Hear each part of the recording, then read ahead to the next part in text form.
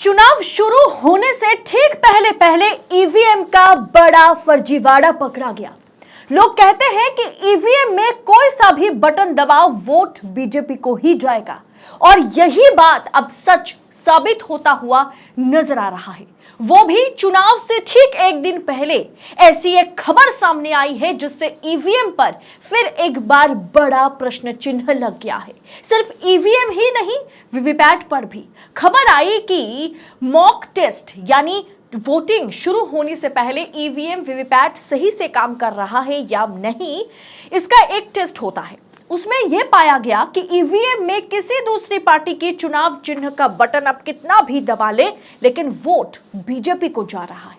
सोचिए, चुनाव से महज एक दिन पहले अगर ऐसी खबर आती है तो चुनाव प्रक्रिया पर, जिस मशीन से चुनाव कराए जा रहे, उस पर कितना बड़ा प्रश्न चिन्ह लग जाता है।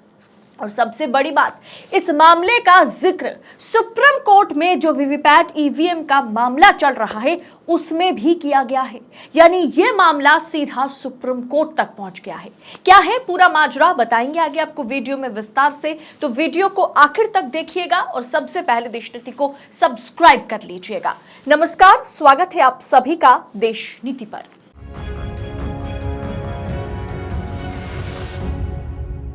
देश नीति, केवल सच्ची और पक्की खबरें। ईवीएम के बीच 100% मिलान, क्रॉस चेकिंग कराने का मामला सुप्रीम कोर्ट में है। चुनाव आयोग पूरी तरह से ईवीएम को पारदर्शी बताने में लगा हुआ है। चुनाव आयोग सुप्रीम कोर्ट में जो है कि इतना पारदर्शी है, ईवीएम हैक या ईवीएम में धांधली किसी भी हाल में संभव है ही नहीं, यही दावा ठोक रहे हैं। लेकिन चुनाव आयोग यहां पर फंस गया है। चुनाव की घोषणा करते समय chief election commissioner Rajiv Kumar ने ईवीएम पर क्या कहा था, वो आप एक बार सुनिए, तभी आपको मैं आगे बताऊंगी कि ईवीएम में कितनी बड़ी धांधली की खबर सामने आई है। थोड़ा पढ़ने का तो कष्ट करिए, खासतौर से जो एक्सपर्ट महोदय हैं, वो बहुत सारे एक्सपर्ट्स हैं यहाँ, मतलब कंट्री में कोई भी बन जाता है, किसी पे कोई रोक नहीं है।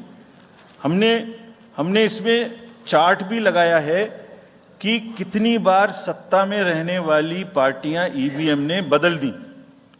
तो मुझे भी ईवीएम पे फिर मैं रात सोच रहा था ये प्रश्न तो आएगा जरूर, तो फिर रात को मैंने कुछ लिखा अपने हाथ से, वो फिर आपको सुनाता हूं।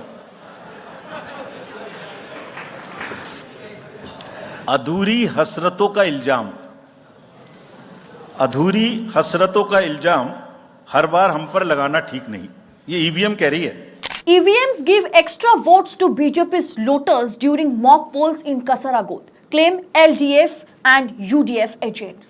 केरला में मॉक पोल के दौरान वीवीपैट पर भाजपा के कमल यानी लोटस चिन्ह वाली जो है पर्ची ज्यादा छपी है।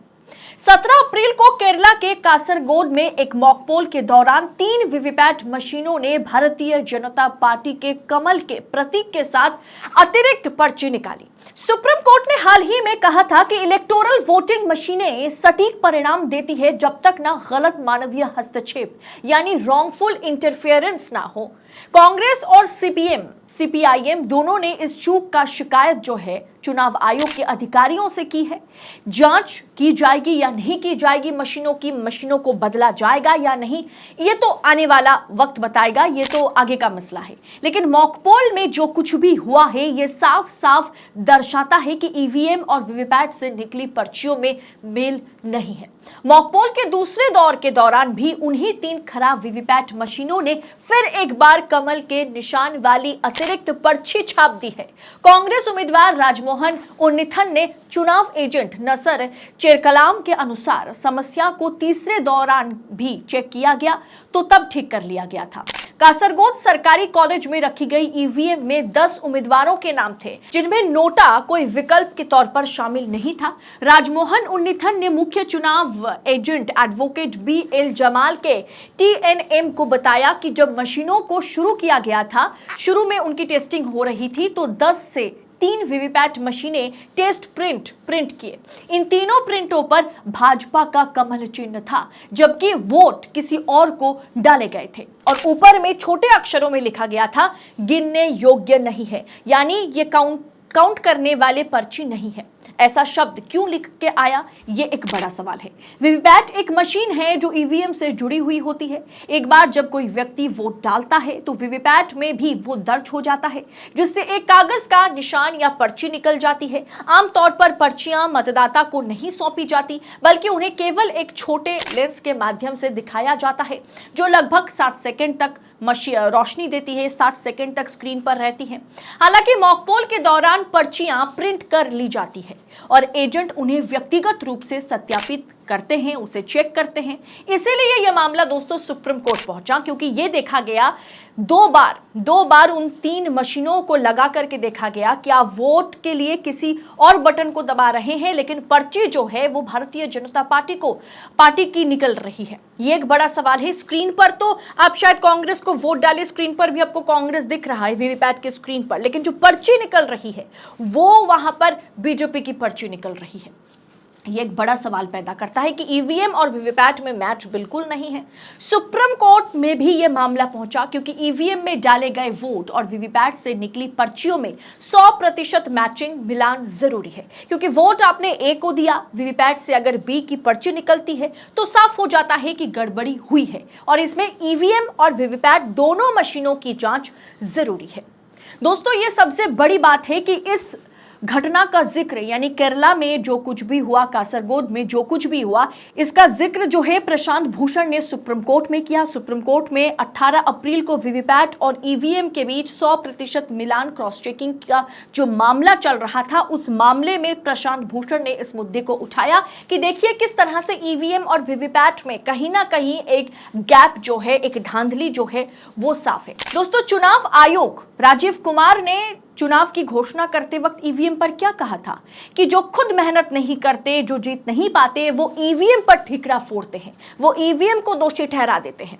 तो अब सवाल उठेगा ही कि केरला में जो कुछ भी हुआ, अगर चुनाव आयोग, अगर Rajiv Kumar chief election commissioner कहते हैं कि ईवीएम और वीवीपैट में सब कुछ ठीक है, तो केरला में जो कुछ हुआ, जो मामला दर्ज किया गया, जिसका जिक्र सुप्रीम कोर्ट केस में किया गया है, उस पर चुनाव आयोग या चुनाव आयुक्त क्या जवाब देंगे? ये सवाल तो उठेगा ही। और ये जाहिर सी बात है कि टैली कराने में क्या हर्ज है। अगर ईवीएम पर सवाल उठ रहा है, अगर वीवीपैट से निकली पर्ची अगर गलत है, तो इसका मिलान कराने में, इसका क्रॉस चेक कराने में, इसका टैली कराने में कहां दिक्कतें आ रही है? ये सवाल जो है मैं आपके लिए छोड़ करके जाती हूं। क्या वाकई भारतीय जनता पार्टी जो आरोप बीजेपी पर लगता आ रहा है कि धांधली करके, चुनाव में गड़बड़ी करके, ईवीएम को हैक करके या वीवीपैट को कुछ ना कुछ करके या कुछ ना कुछ गड़बड़ी करके जो है भारतीय जनता पार्टी तमाम इलेक्शंस जीतती हुई नजर आती है। जैसे मध्य प्रदेश और छत्तीसगढ़ चुनाव में यह सवाल उठाया गया कि जरूर ईवीएम में कुछ गड़बड़ी की गई होगी, तभी ईवीएम में डाले गए वोट और वीवीपैट से निकली पर्ची में मिलान नहीं हुआ। क्या अब सुप्रीम कोर्ट 4 जून के लिए यह फैसला सुनाएगा इस केरला की घटना को मद्देनजर रखते हुए कि वाकई 100% की क्रॉस चेकिंग की जरूरत है वीवीपैट और ईवीएम के बीच? आपकी राय क्या है? आप क्या सोच रखते हैं? क्या बीजेपी वाकई ईवीएम में कुछ झोल झाल करके इस बार का चुनाव भी बहुमत के साथ जीतने वाली है?